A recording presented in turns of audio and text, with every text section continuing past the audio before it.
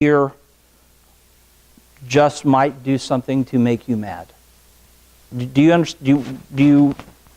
guess that could happen? Raise your hand if you think that could happen. Okay. Do you think that can happen when when they don't even know it? Okay. Now, I'm going to teach you something, and I'm going to leave you with this. Many years ago, I was in a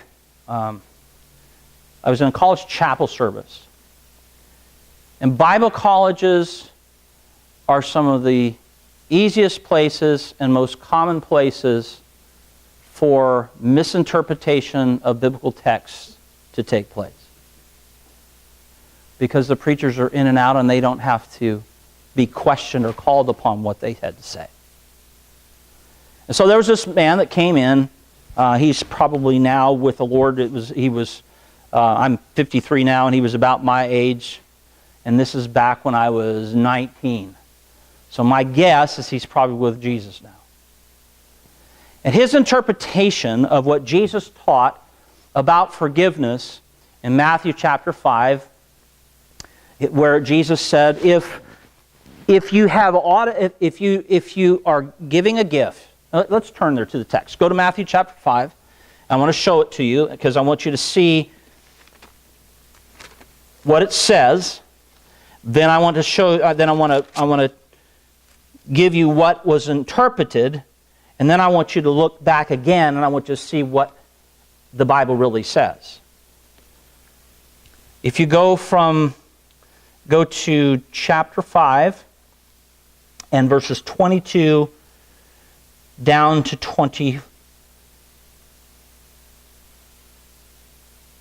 We'll go to 24. But I say unto you that whosoever is angry with his brother without a cause shall be in danger of the judgment, and whosoever shall say to his brother, Raca, shall be in danger of the council, but whosoever shall say, Thou fool, shall be in danger of hell fire. Verse 23. Therefore, if thou bring thy gift to the altar, and there rememberest that thy brother hath aught against thee, leave there thy gift before the altar, and go thy way. First be reconciled to thy brother, and then come and offer thy gift. Now here's what here's how he interpreted that.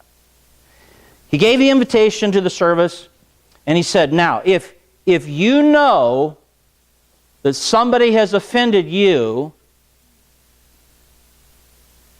that's not what the text says. If you know that in this room somebody has offended you, then right now you go to them and you tell them about your offense, and you reconcile with them. So, we all dismissed and in the ignorance as college students and staff and everybody in that room, including the president and vice president who allowed it to go on. Everybody is going around the room telling other people what they didn't like or how they got bent out of shape and what they did wrong. And this is how bizarre it was. There was a wonderful music director.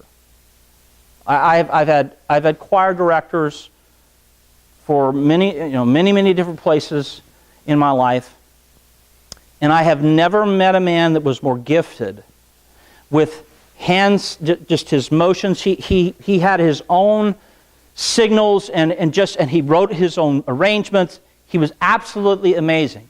And so the average person in the chapel service, we had about 300 students. The average person had maybe 2 or 3 or maybe 4 or 5 people around them. And then they would kind of switch because, one would take a turn and then somebody else was taking a turn.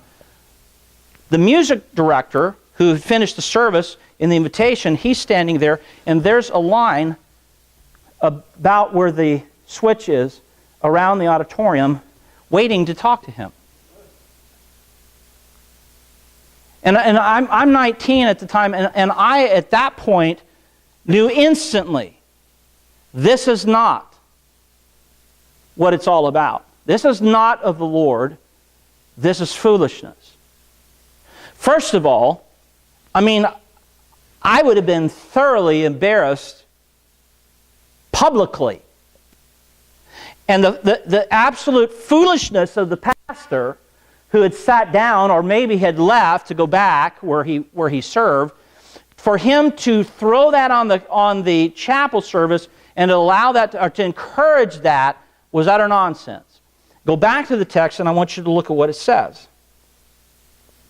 Therefore, if thou bring thy gift to the altar, meaning that you're bringing something to God, this is relating to sacrifice, and there rememberest that thy brother hath aught against thee.